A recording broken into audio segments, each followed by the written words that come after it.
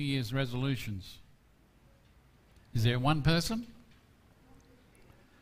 Not one of yous. Not one of you's decided you want to do something better this year than last year. Is it simply because we live in the territory we're slack? Or we've just learnt that it's not much good making promises we can't keep? No, I don't know what to do. Anyway, this morning, what we have, I've called this, I Don't Want To. And I was reminded that in a shopping centre I heard someone, Mum asked one of the kids to do something and she just turned around and says, I don't want to. I don't want to. We start this brand new year, 2021, and we wonder, what will it bring? Many people have made new resolutions to improve and do things better than they previously have done. Promises are made year after year. Promises are broken year after year. Excuses are made for failing to achieve expected goals. And the famous American evangelist Billy Sunday defined an excuse as being the skin of a reason stuffed with a lie. He was a radical evangelist, but he got his point across. But let me say that again. An excuse as being the skin of a reason stuffed with a lie. But to be fair, there's a difference between a reason and an excuse for what we do and what we don't do. So far in our text today, God has dropped a bombshell on Moses and told him to go and represent him before Pharaoh. And it isn't long before Moses wakes up to what God is really asking to do.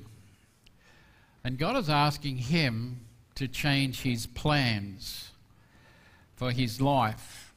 And so, just as we often will do when we're asked to step outside our comfort zones, step out from that which we know and are comfortable with to do what God has, we begin to make excuses as to why we can't, or better still, why I won't do it.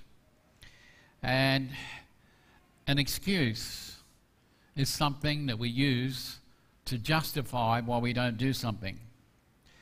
And these often will cause us the greatest amount of worry and anxiety. They will slow us down, they will prevent us from doing something, and really, they're false reasons when we use them to do something we don't want to do. Now, if we look at the excuses, I could just put this up on the board and I'd leave you with it. These are the excuses of Moses as we're going to go through. I'm not qualified, I don't know enough, they will not believe me, I'm not eloquent, send somebody else. You got all that? Okay, I'll just give you the benediction and you can start the new year on a high. There you are, up there. I was waiting for that. Someone says amen. Pastor's got a new resolution. Keep it short. Maybe next year. Our first reason is inadequacy. Moses wants to know, who am I that I should do what you asked me to do? And we see that in the next verse. Moses said to God, who am I that I should go to Pharaoh, or that I should bring the Israelites out of Egypt? The first excuse is, who am I?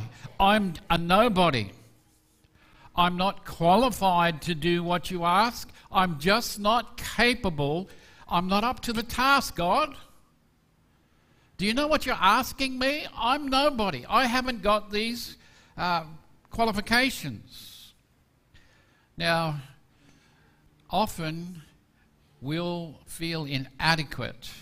Or maybe I should ask, what makes us feel inadequate to doing something? Well, it's in our comfort zone, but something else. This is what we're all guilty of in many respects. No training. Something else. Confidence? Fear? Lack of faith? But isn't it, well, the desire could be there, but what we end up doing is we compare ourselves to other people and what they're doing, isn't it? Now, if I ask you to stand up here and take my position as pastor, how many of you would get up and do it? Or would you compare yourself with what I do with what you can do and say, I can't do that? But we do that in life. We compare ourselves to other people as to whether we can do something or whether we're good enough or worthy enough to do that job by looking at others. And I must admit, pastors are good at this too, because they compare themselves with other pastors and what other pastors are doing and what they're not doing and the size of their congregations to see whether they're doing a good job. But it's false. It's a false way to compare yourself. Now Moses compared himself to Pharaoh.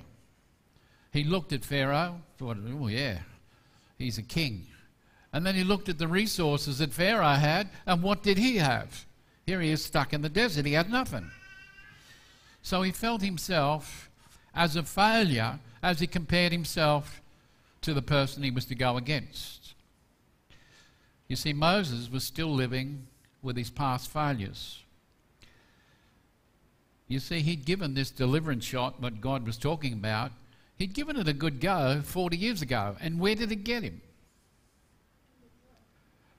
Here he was in the desert, married, couple of kids, looking after sheep. So that's a pretty good effort, isn't it?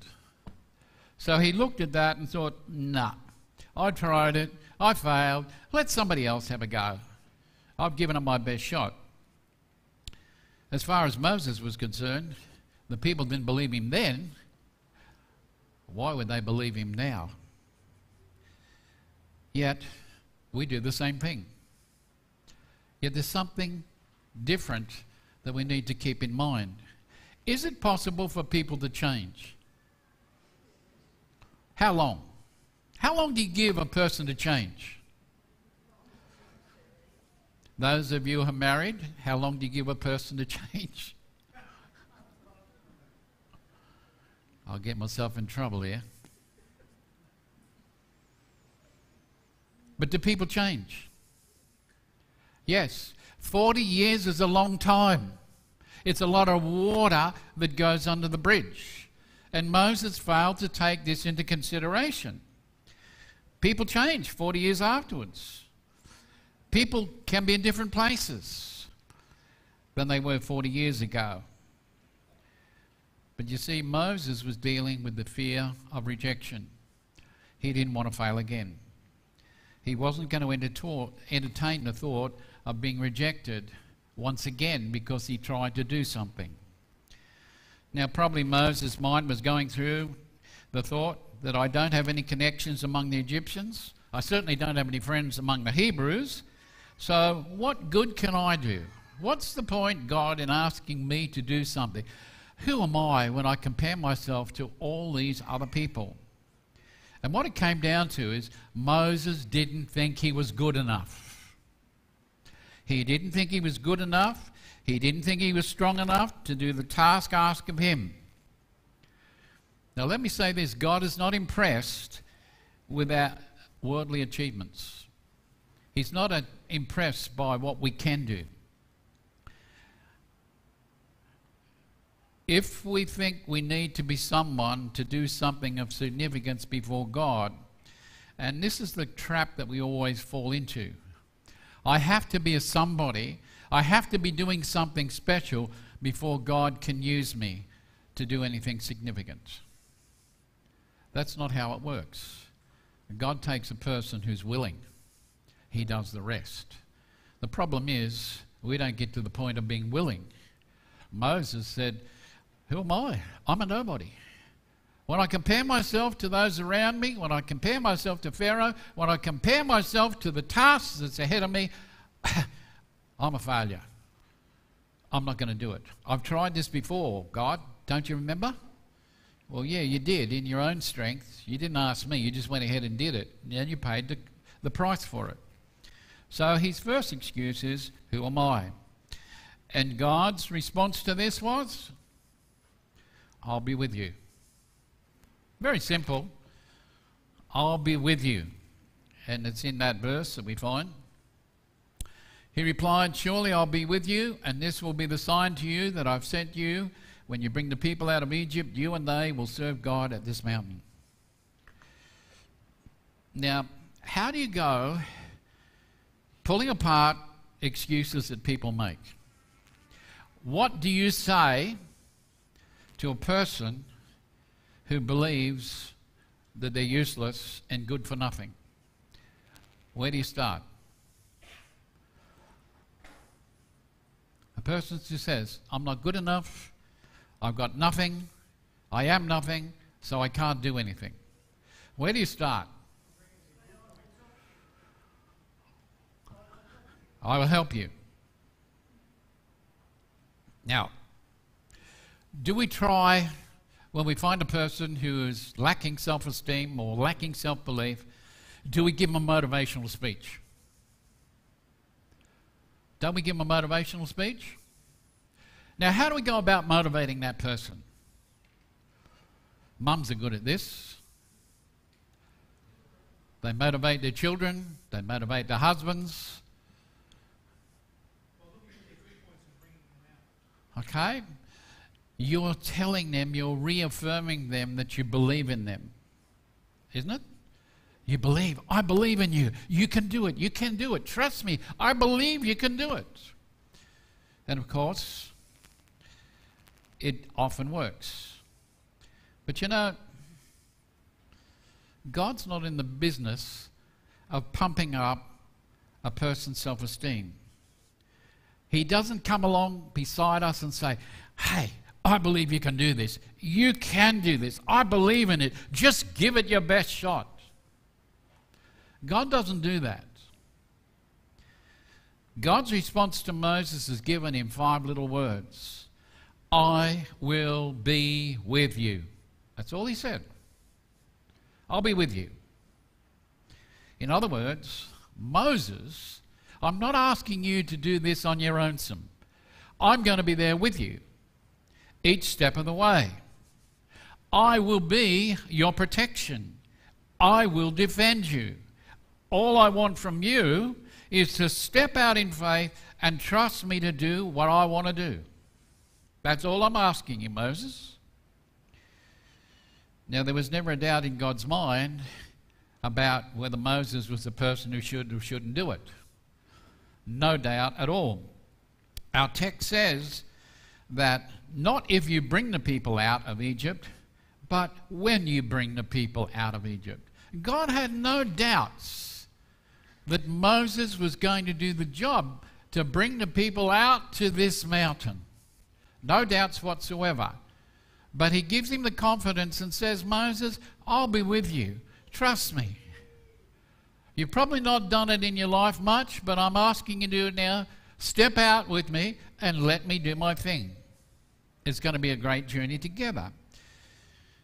Now, God was not ready to accept Moses' excuse. Even though Moses thought, I'm not able to do this task. And most of it was all in Moses' mind.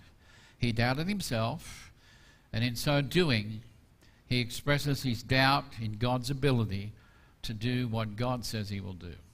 So not only is he doubting himself, but he's doubting the one who is asking him to do this.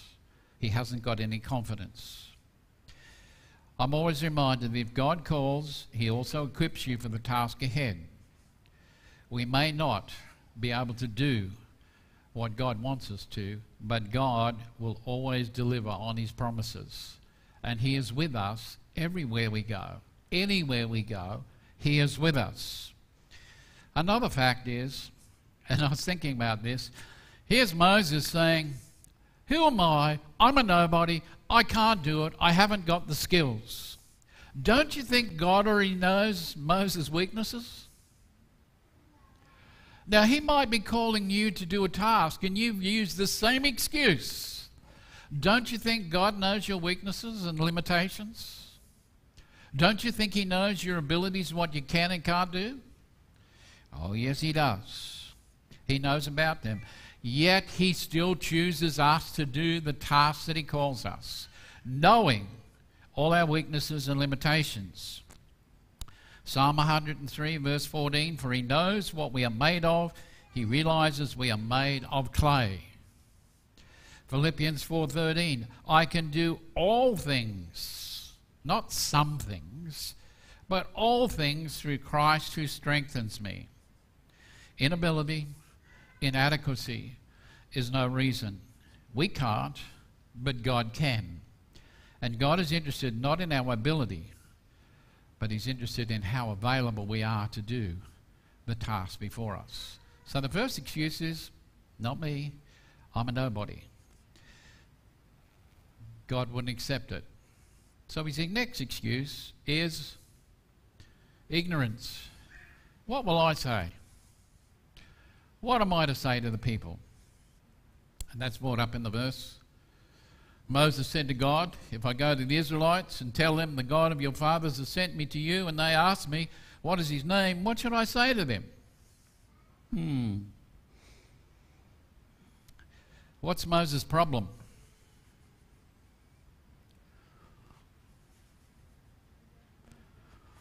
You see, he's already got in his mind, okay, what if I do go?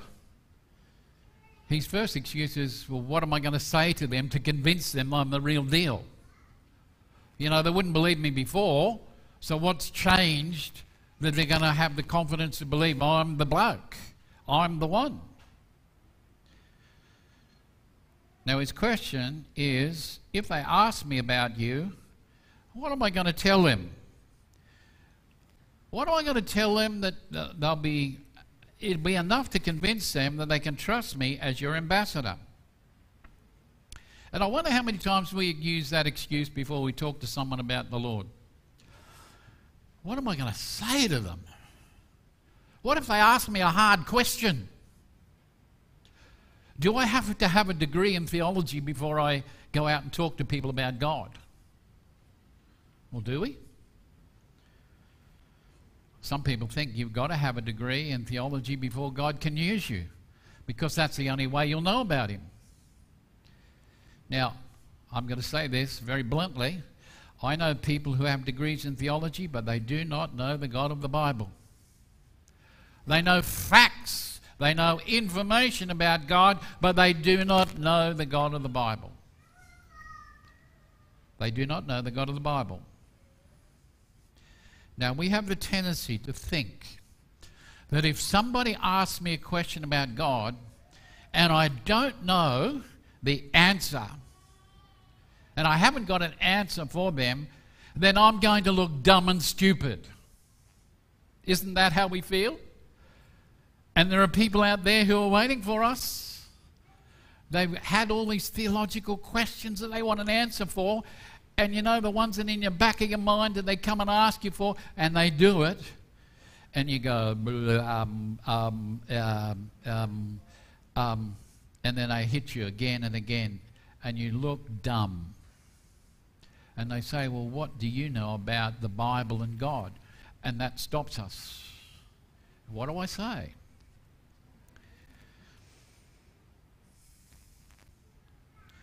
You know, the interesting thing is, God doesn't ask Moses to go to the Hebrew people and try to explain everything that he doesn't know about God. What he's saying is simply this: explain what you do know.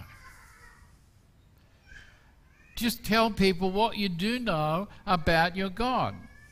And if we don't have the answer, it's okay to say, look, I can't answer that right now, but I'll get back to you as soon as I can. But in the meantime, let me share what I do know about. You see, that turns it around the other way. But so often, we're like Moses. What am I going to say? What if they ask the hard questions and I haven't got an answer? Well, just say what you do know. And surely there are some things we know about the God of the Bible from a personal level, what he's done, that we can share. And that's all God is asking Moses to do, nothing else. Yet God's response to this excuse was, I am has sent me to you. That's all he said. I am.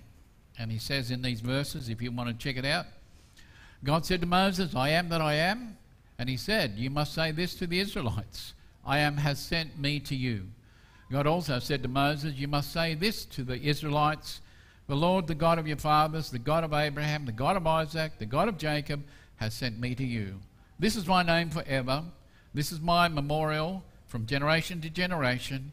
Go and bring together the elders of Israel and tell them, the Lord, the God of your fathers, appeared to me, the God of Abraham, Isaac, and Jacob, saying, I have attended carefully to you and to what has been done to you in Egypt. And I have promised, I'll bring you up out of the affliction of Egypt to the land of the Canaanites, Hittites, Amorites, Perizzites, Hivites, and the Jebusites, to a land flowing with milk and honey. The elders will listen to you, and then you and the elders of Israel must go to the king of Egypt and tell him, the Lord God of the Hebrews has met with us, so now let us go 3 days' journey into the wilderness so that we may sacrifice to the Lord our God. So it's a very simple response.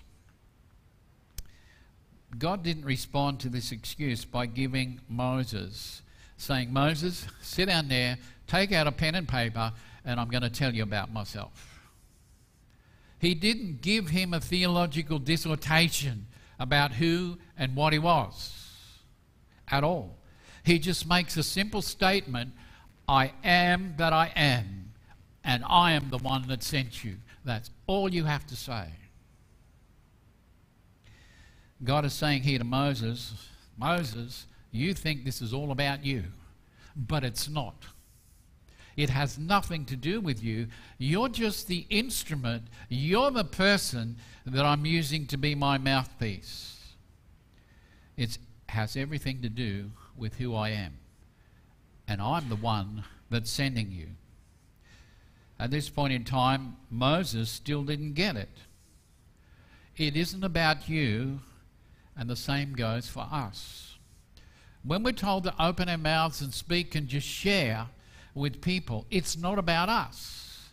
It's about God. And we have to have the opportunity to let God have his way in being able to say and use us to talk to people. It's about him, and God will deliver. We tend to think that people do not understand God or his word, and we feel we have to do something in order for them to get it. But this is where the power of God comes into the equation. God can use a word, he can use a deed, he can use an action to be able to stimulate people and motivate them to find him. When God uses his name, I am who I am, he is saying in effect this, I am he who was, I am he who is, I am he who will always be, and I will continue to be what I have always been. That's what it means by saying, I am who I am. God doesn't change. He is always who he is. I am God, I'll always be God, and I'll never change. I'm unchanging and eternal. And God, in essence, is telling Moses, just do as I say, and I'll show you who I am. As I reveal my power, I'm asking you to just trust me, and I'll show to you and to the people who I am. Now, this should have given Moses confidence to move forward and to embrace the task that he was called to. The truth is, God had said he will be there when we need him every step of the way. He is able should be our motto, and he will enable us as we go through life. Now, our natural thought process is when we're asked to step outside our comfort zone, we tend to look at the size of the task and then we compare our abilities to the job. When we do this, we often see ourselves as being lacking or incapable of having the skills or abilities to get the job done. Yet we forget the God factor that will change everything and anything. We tend to evaluate ourselves as to why we shouldn't. Here's the task. It's huge. Here's me. What have I got? Oh, I can't do that. I haven't got that skill. I don't know how to do that. And I don't know how to do that. And I can't do that. Oh, the task is just too big. I can't do it. That's how we look at it. And we overlook the fact that it's God who's called us, and God will give us what we need to get the job done. So there's a couple of good excuses. I wonder if we can fit ourselves into those excuses this morning so far. Then there is the next one, inferiority. What if they don't believe me? You send me, what if they don't believe me? Moses answered again, and if they do not believe me or pay attention to me, but say the Lord has not appeared to you, what am I going to do? See, this shows Moses' lack of confidence. It shows he's feeling afraid, if you like, of failing in his assignment. He doesn't want to be a failure. What this tells me is Moses is still being defined by his past. He's allowing his past actions, the things that he did in the past, to determine what he's being asked to do in the present time by God. Now, why did he run away to the desert in the first place? He thought he was going to be the deliverer of his people. He went out and killed a bloke, stuck him in the sand, and ran for his life into the desert and looked after sheep for another 40 years. Why? Because he didn't deliver. He failed. He thought he was the bloke that was going to deliver the people. And he was, but not at that time. But here he is in the desert living in the past. He'd run away from his past out of fear. He was afraid of his past and everything that it meant. And God appears to him in the present time and says, Moses, lead my people. No, I can't. You know what you're asking me, God? You know why I'm here? He felt inferior. He has a bad reputation in the past. He killed somebody. He was known as a murderer. And he didn't believe that because of his past that people would accept him for what he's done. Why would anyone trust me after what I've done? He felt that his past disqualified him from being used by God because of his past actions. That people wouldn't forget or forgive what he'd done. So he was trapped in his past. And this is what I call the what if situation. You know, we've all been there. What if this happens? What if I do this? What if I don't do that? What if I this? What if, what if? There's a lot of what ifs float around out there. The magical thing about the what ifs, they never come to fruition, or very rarely. And what happens is, Moses is saying, look, God, if I go to these people, what happens if they don't listen? What happens if they don't believe that you've sent me? They're all hypothetical questions that often will arise. And the what-if scenarios will often kill or crush any attempts to go forward until we've confronted and dealt with our past. Because once we've dealt with our past, we have the freedom to move forward in confidence. And this is where Moses was tripping up. His past was tripping him up. We often end up settling for the second best instead of reaching our potential as God intended. Moses was so concerned about what might happen, he wasn't really listening to anything that God said would happen. He was only imagining the what-if scenarios. And often God will ask us or put in our minds to do something, and we'll have the what-if scenarios that will come into our mind.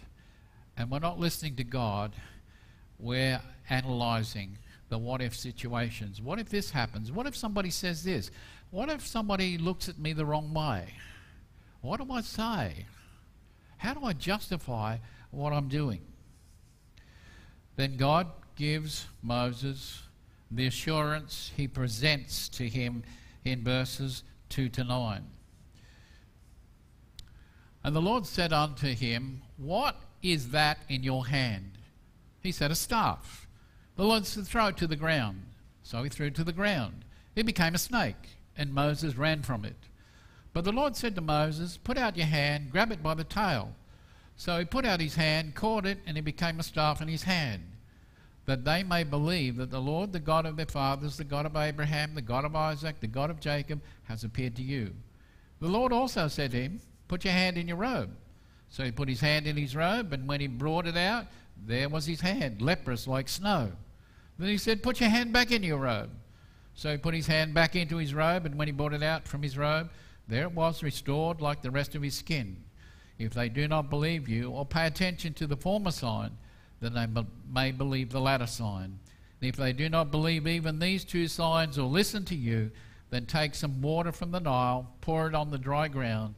The water you take out of the Nile will become blood on the dry ground.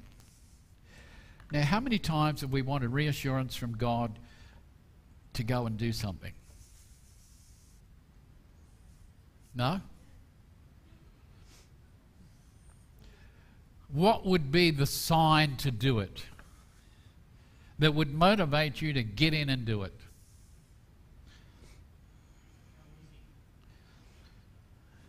Well, here was Moses saying, but what if?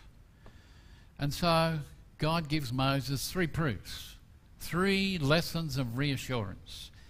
Man, if you gave them to me, it'd be enough to convince me. 3 proofs he would have the power to do miracles. And he's given a preview of what was going to happen before Pharaoh. Moses is told very clearly, now remembering, God saying, go out and go before Pharaoh. One simple thing, tell him to let my people go. Simple excuse. And now he says to him, Moses has got all these excuses, but I can't. I haven't got the abilities. I haven't got the resources. I haven't got this. And so God says to him in a very clear and simple way, what's in your hand? I can imagine Moses saying, is this a trick question? Is this a trick question? He knows what I got in my hand. I got a staff. It's in my hand. And God says to him, throw it on the ground. Simple enough. Throw it on the ground. Strange request. I can imagine ask me what I got in the hand, throw it on the ground. I'll play the game. So he throws it on the ground. And as soon as he does, it turns into a snake. And what does Moses do? He ran away. I mean, you don't have to throw a staff on the ground and it turned into a snake for me to run away. If I see a snake, I go this way and it goes the other way. But here he sees a snake and he runs away from the snake. Okay, God. God's instructions were not complicated or difficult. Throw it down, and then what does he do? It's a snake now. God says, pick it up by the tail. Now, have we got any snake catchers here? How many of you will go out and pick a snake up by the tail?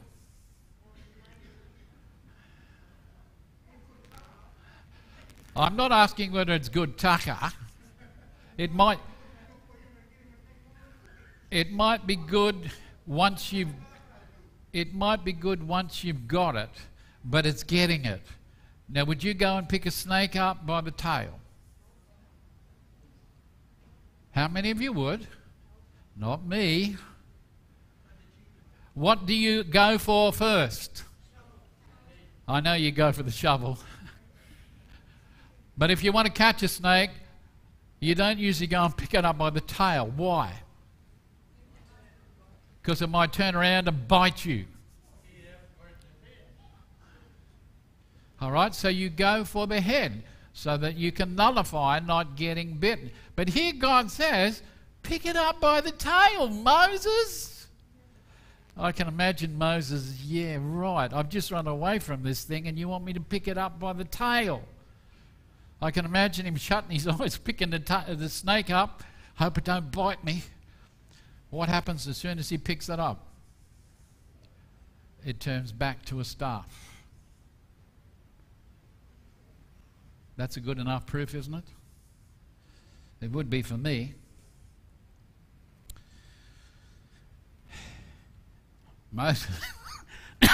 Moses had to make a choice of whether to trust God or not. Pick up the snake by the tail, Moses. But it might bite me. Pick up the snake by the tail. Pick it up, pick it up. God isn't interested in our limitations or liabilities. He already knows about them. You don't have to tell him, he knows. And often, when we think we have got abilities, and this is something that we all learn, we think we have abilities, we think we can do something, and God says, okay, do it. And we find ourselves in a position, and guess what? We can't do it. Even though we thought we had all the abilities, we thought we had everything necessary, we fail because we couldn't do it. And so often he will put us in a situation where we're out of our comfort zone, where we're out of our depth, and we have to trust him. And then he uses his power to show us, it's not about you, it's about me. I will use you, but you have to be there and allow me to use you in this situation. That's when God's power shines. That's when we have to rely on him. The next proof is that he's told to put his hand inside his coat and it turns leprous when he brings it out. That would be a bit of a shock to the system. Oh, what's happening now? And then he's told, put it back in. Okay, put it back in. Ah, it's good, good again. Yes, that's good enough. Now, what we find is these are proofs that Moses has given a preview about how they'll work before Pharaoh. Even though he felt he couldn't make a difference to the people. God had revealed himself to Moses, told him the mission that was going to be his, promised him that he would succeed and the people would believe him. And yet, this was not enough to convince Moses to get ahead and do it. Now, he had the excuse of an impairment. But I cannot speak. I cannot speak. Then Moses said to the Lord, "O my Lord, I am not an eloquent man, neither in the past nor since you have spoken to your servant, for I am slow of speech and slow of tongue." As I looked at this, here's all these excuses that Moses is using. This is number 4. And I look at Moses and think, you're as slippery as an eel right now. If you've ever tried to catch an eel, they're slippery customers. Just when you think you got them, they sneak away. And here's Moses, trotting out all his best excuses, trying to wriggle out of the task that God wanted him to do. And now he's saying to the Lord, "Look, Lord, you must know I have physical limitations. I have a speech impairment which restricts me from speaking fluently and clearly." In other words, don't you care whether people can understand what I'm going to say to them? They might get the wrong idea. So clearly he's worried about how people will receive him and his speech.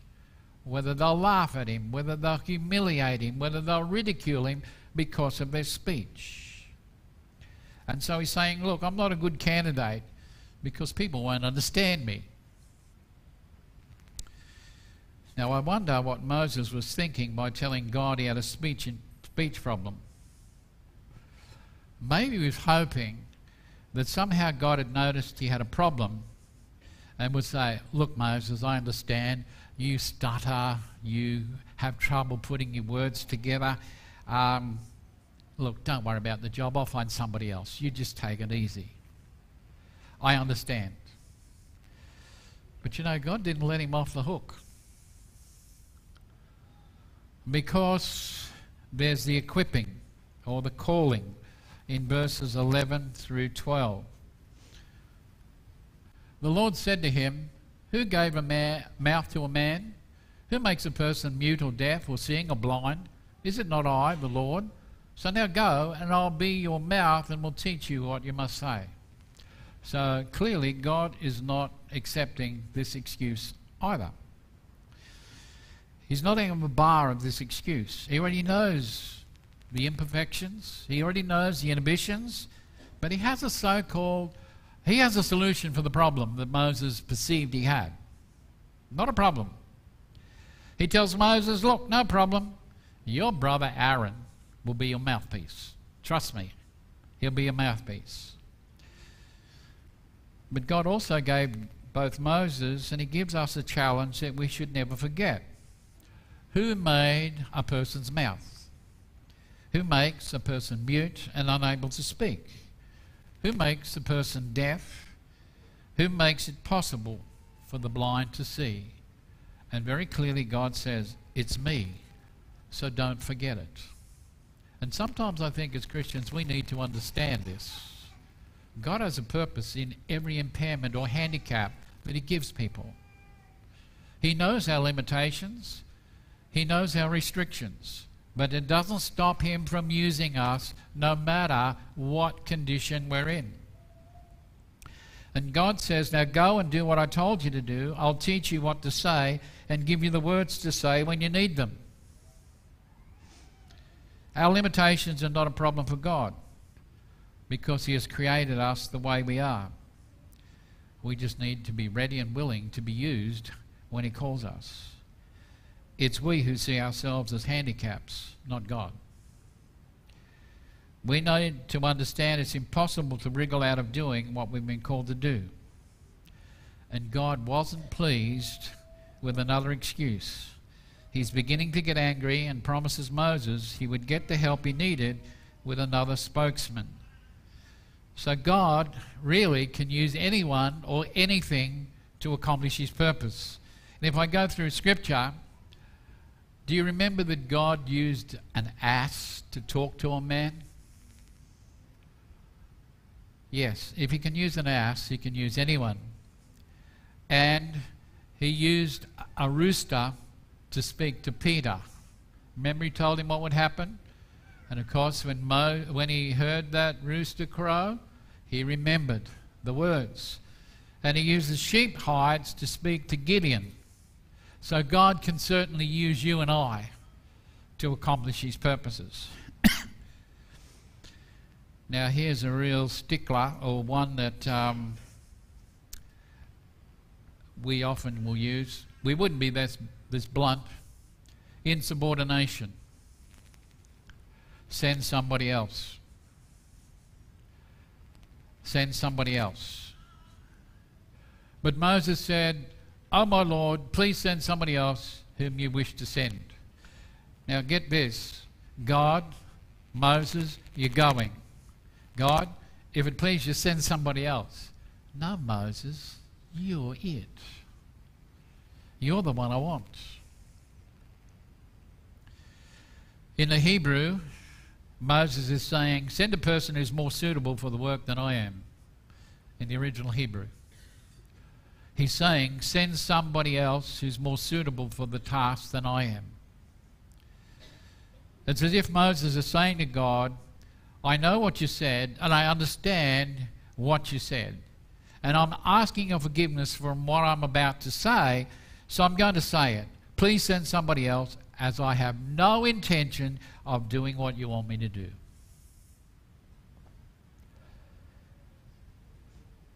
Wow. I have no intentions of going. How do you reflect on that? Would you give Moses brownie points for being honest to God? Would you say it's a gutsy thing to do? Oh, pretty good, yeah.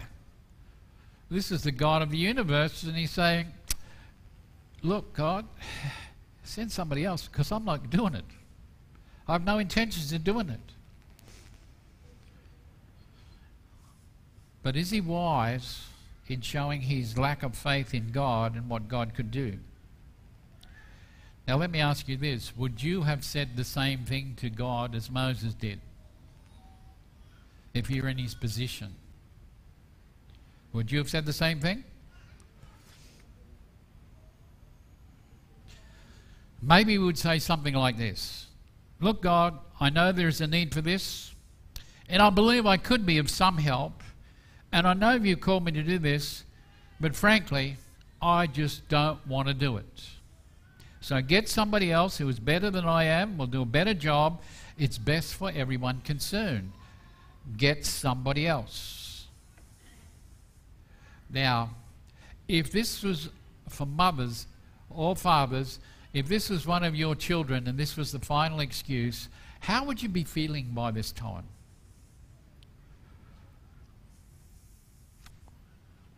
Do you think your blood pressure's going up a bit by this time? You know, these are pretty good excuses, but they wear a bit thin.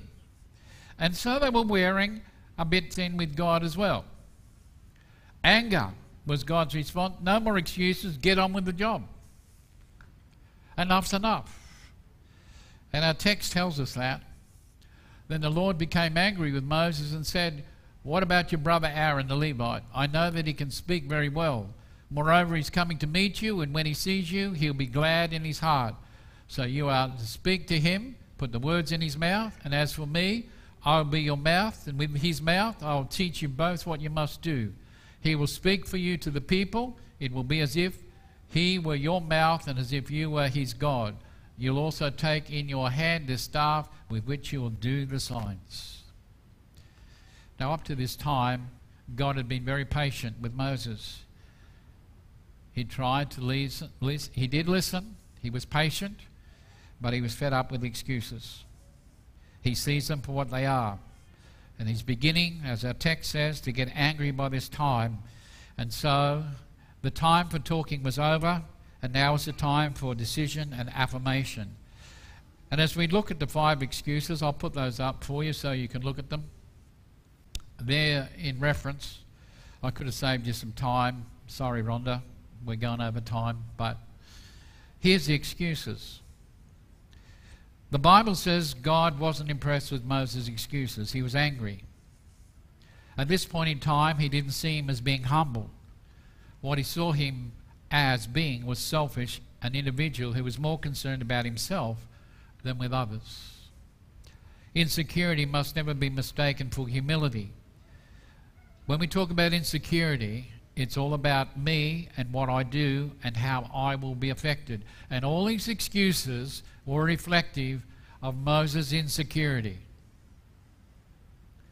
Moses' excuses when examined. I can't do this. I can't do that. I don't think I can speak. I don't think they'll listen to me. I'd rather not do it. Find somebody else. You'll notice the focus. I, in every one of them. Isn't that a picture of us? I. It didn't seem to make any difference to Moses about the signs he was given. It didn't seem to make any difference about the promises made to him. He didn't want to go. That's the bottom line. I don't want to. Moses had no reason, no logic for his objection. He just doesn't want to do it. So it's as if he's come to the point in time where he draws a line in the sand, he puts his foot down and said simply, no, I'm not going to do it. I'm not going to do it. Now, why would God get angry?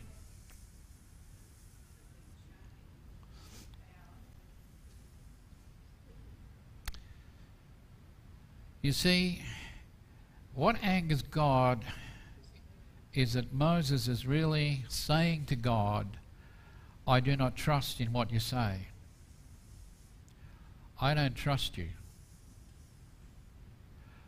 Moses couldn't get past his fear. The fear of failure, the fear of not being good enough, the fear of being rejected, and the fear that God couldn't deliver on his promises. And let me say this very clearly. Fear is an enemy that's very difficult to overcome. It really is. Because fear will freeze us in our tracks so that we cannot move. Or if we can move, we will run away from it, seeking to get as far away as we can. Moses ran in as far away as he could from his past to the desert, thinking that he could forget it. But you know what? The past catches up.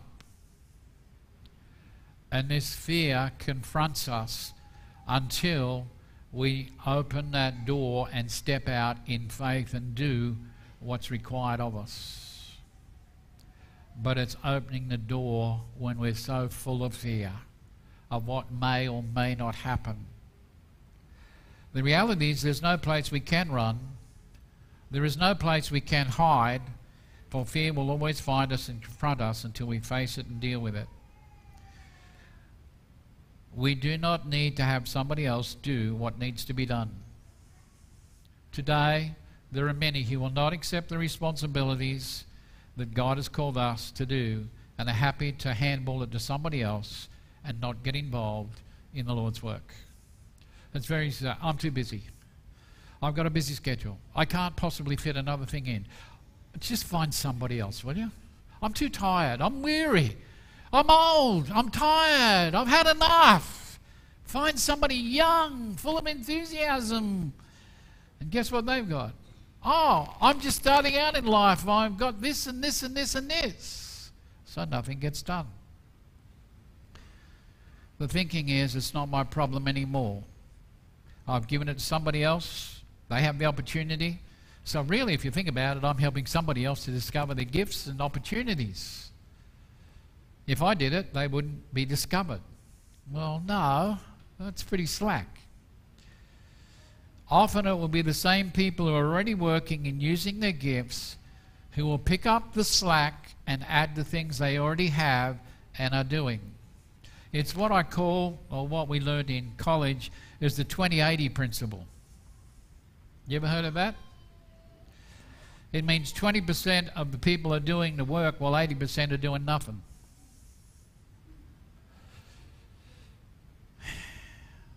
That happens in life, but it happens in the church quite often as well. Not just this church, but in all churches, there are a small group of people who will do everything, and there'll be 80% of people who will do nothing. And they'll handball off other things. And I put this up because often it's fear, stepping out and doing something that you're not comfortable in doing, that stops us. And I want this, if you get nothing else, my child, you worry too much, I've got this. Remember, love God. To overcome fear means stepping out in faith. It means moving out of your comfort zone. It means giving up control over things and allowing yourself to be used in ways you've never dreamed of by God. It means you must confront your past. That means face it. It means deal with it before you can move forward with freedom and realize your potential. The past often holds us back. Now, God wasn't happy with Moses' request, or if I put it bluntly, his lack of faith. But he was patient with Moses, and he accommodates his request with some reluctance. Now understand, Moses was God's man for the job, but he allowed his brother Aaron to assist him. Now Moses had no way of knowing just how this partnership, how it would have some problems in the future. He had no way of knowing that his brother Aaron at some point in the future would be responsible for getting himself and the children of Israel into a lot of trouble by making an idol for the people to worship. He had no idea. But he was quite happy for Aaron to accept the responsibility to assist him. Good job. God had said, Moses, you do it. No, I need help. Here's your brother. Little did he know, his brother was going to be a sort of hindrance to him. Now, God doesn't like compromise, and as a result, Moses settled for second best for what God had planned for him to do. And I wonder this morning, as we close, what's stopping you from moving forward in your relationship with God? Is God calling you to do something for 2021 that you haven't done before? And I wonder what sort of excuses that you're making up in your own mind as you deal with this call. Is it like Moses?